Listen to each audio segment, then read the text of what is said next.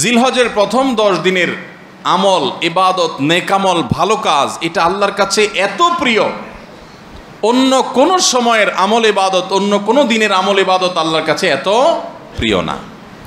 বান্দা এই 10 দিনে নেকামল করলে আল্লাহ তাআলা যত খুশি হন, অন্য কোন সময়ের নেকামলে আল্লাহ তাআলা এত সন্তুষ্ট হন না।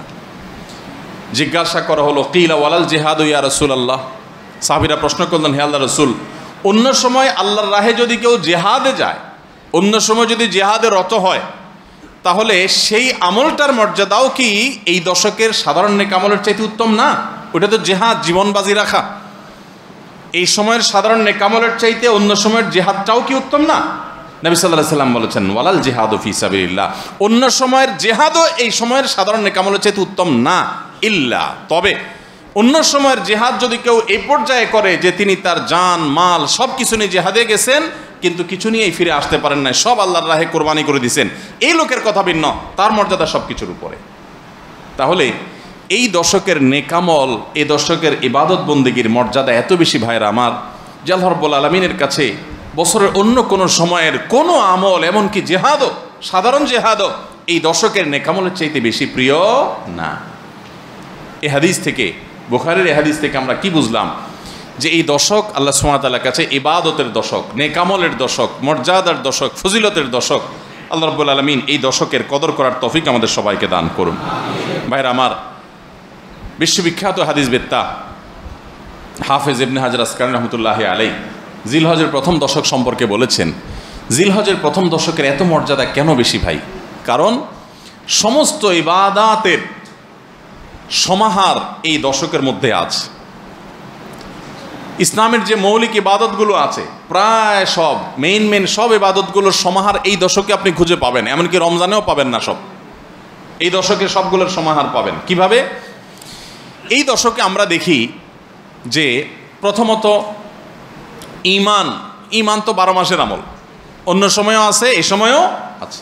5 ওয়াক্ত নামাজ 12 মাসের আমল, অন্য সময়ও পড়তে হয়, এই দশকেও পড়তে হয়। রোজা রমজান মাসে আছে, এই দশকেও রোজা আছে, প্রথম 9 দিনই রোজার কথা হাদিসে আছে, আবার বিশেষভাবে আরাফাতের দিন রোজার কথা আছে। তাহলে ইসলামের তৃতীয় রোকন রোজা, রোজা অবশ্য হজ হলো তৃতীয়, জাকাত হলো তৃতীয় রোকন। জাকাত অন্য সময় দেওয়া যায়, এই সময়ও দেওয়া যায়, তাহলে জাকাত আদায়যোগ্য সময় এটা। আবার রোজারও আমল এই দশকের মধ্যে আছে। আর হজ তো হয়ই এই দশকে, হজের মূল কাজই হলো এই দশকে, ফরজ কাজগুলো সব এই দশকেই হয়ে যায়। তাহলে এই দশকে ঈমান আছে, নামাজ আছে, জাকাত আছে, রোজা আছে, হজ আছে, আবার কোরবানি আছে, আবার জিকিরের জন্য আলাদা নির্দেশ আছে, এই দিনগুলোতে বিশেষভাবে আল্লাহর জিকির করো। আছে না নাই ভাই? তাহলে আমরা কি বুঝলাম?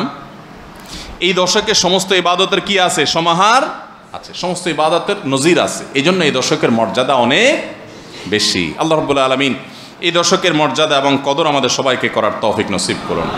ভাইরা আমার, এই দশকের মর্যাদা নিয়ে আমরা কথা বাড়াতে চাই না, এবার আমরা করণীয়তে চলে যাই। কি করব আমরা? আমরা কোরআন এবং হাদিসের আলোকে 11টি আমলের কথা বলতে পারি। এই 11টি আমল এই দশকের জন্য খাস, স্পেশাল। নাম্বার 1 নম্বর এই দশকের আমল হলো বেশি বেশি আল্লাহর জিকির করা। কি করা? বেশি বেশি আল্লাহর জিকির করা। কারণ কোরআনে কারিমের সূরা তাওবাতে আল্লাহ রাব্বুল আলামিন এই দশককে ইঙ্গিত করে বলেছেন যে তোমরা আল্লাহ তাআলার জিকির করো ফি আইয়ামিম মাদুদাত, নির্দিষ্ট দিনসমূহে, নির্ধারিত দিনগুলোতে তোমরা আল্লাহর জিকিরে মাশগুল থাকো। এখানে আল্লাহর জিকির যে নির্দিষ্ট দিনগুলোতে রাখার কথা বলা হয়েছে, সেই আয়াতের ব্যাখ্যা আবারও তাফসীর ইবনে কাসিরে এবং ইবনে আব্বাস রাদিয়াল্লাহু তাআলা সহ আরও অন্যান্য মুফাসসিরদের থেকে বর্ণিত হয়েছে যে নির্দিষ্ট দিন বলতে জিলহজের প্রথম 10 দিনকে আল্লাহ তাআলা মিন করেছেন।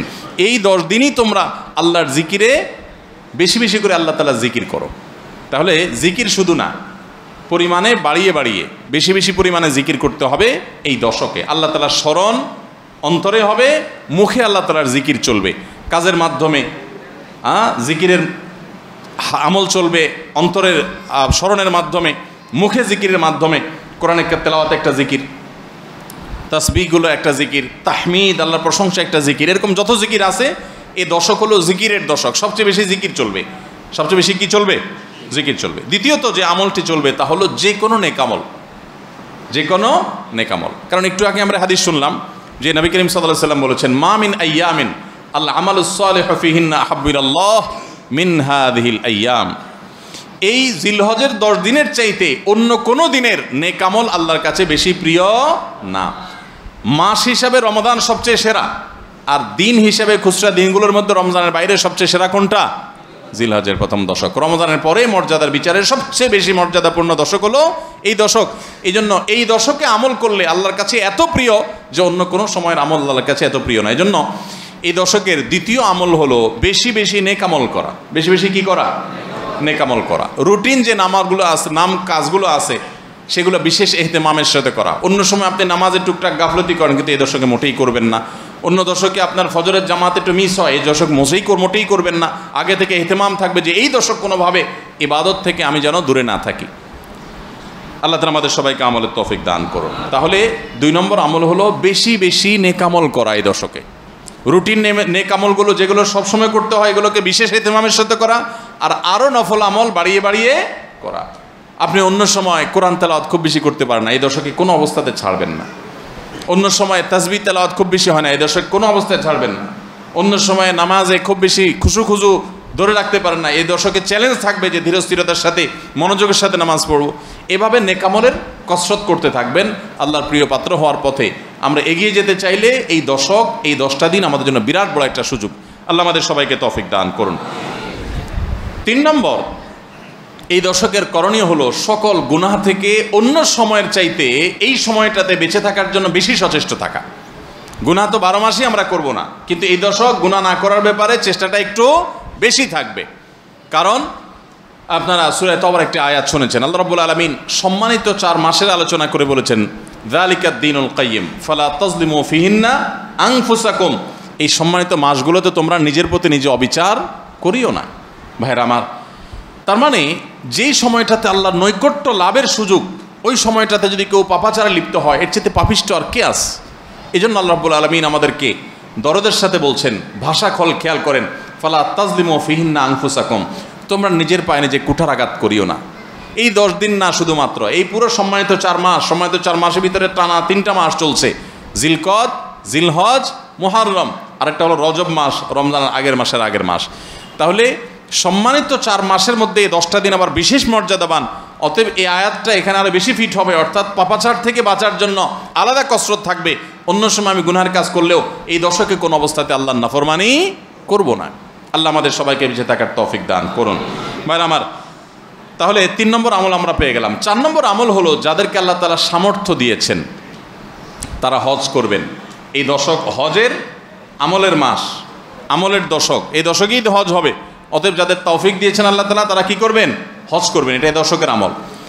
এটা হলো 4 নম্বর আমল। 5 নম্বর আমল হলো যাদেরকে আল্লাহ সামর্থ্য দিয়েছেন তারা এই দশকে কোরবানি করবেন। কারণ কোরবানি এমন একটা আমল, নবী করিম সাল্লাল্লাহু আলাইহি সাল্লাম মদিনা হিজরত করেছেন, এরপর থেকে প্রতি বছরে তিনি কি করেছেন?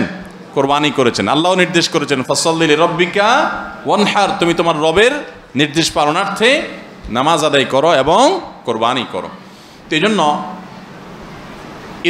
ঈদুল আজহায়, অর্থাৎ এই জিলহজের প্রথম দশকের শেষ দিন, অর্থাৎ 10ম দিনে কোরবানির আমলটা করা, এটা যাদের সামর্থ্য আছে তাদের জন্য প্রযোজ্য। এই দশকের একটা আমল হলো কি করা? কোরবানি করা। কয়টা আমল গেল? 5টা।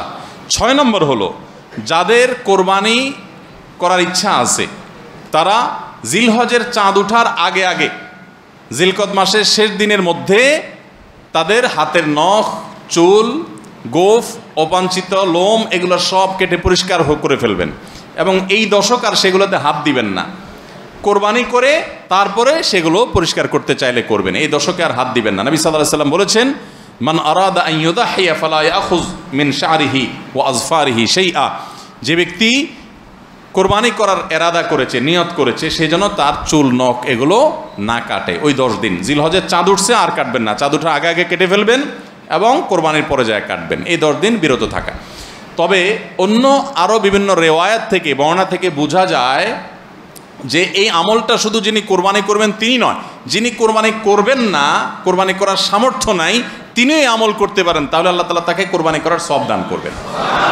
এমনকি কোনো সালাফ, কোনো সাহাবী থেকে এই আমলও বর্ণিত আছে যে বাসার বাচ্চা কাচ্চা যারা আছে তাদেরকেও এই দশকে চুল নখ ইত্যাদি কাটতে নিষেধ করেছেন, তাহলে চুল নখ ইত্যাদি কাটা থেকে বিরত থাকা এই 10 দিন, আগে কাটা এবং পরে কাটা, এই 10 দিন না কাটাকাটি না করা, এটা একটা মুস্তাহাব আমল। এবং প্রায় সব ফুকাহায়ে কেরাম এই ব্যাপারে একমত হয়েছেন। মওসুআ কুয়েতিয়া, মওসুআ ফিকহিয়া কুয়েতিয়ার মধ্যে লেখা হয়েছে যে ইত্তাফাকাল ফুকাহা, সব ফকিগণ প্রায় একমত যে এই দশকে যিনি কোরবানি করবেন তিনি তো বটেই, কোরবানি যিনি করবেন না তাদের তরফ থেকেও চুল নখ এগুলা কাটা থেকে বিরত থাকা মুস্তাহাব। তাহলে 6 নম্বর আমল গেল চুল নখ ইত্যাদি এই দশক না কেটে থাকা।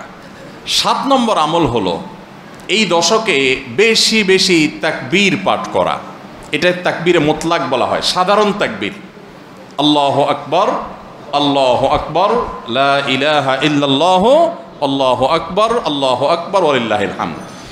এই তাকবীরটা হলো মিন শাআইরিল ইসলাম, এটাকে আমরা করতে পারি। ইসলামের যে নিদর্শনগুলো আছে সেগুলোর মতো করে এই তাকবীরটা আমরা পাঠ করব, এমনভাবে পাঠ করব যে অলিতে গলিতে রাস্তাঘাটে সব জায়গায় তাকবীরের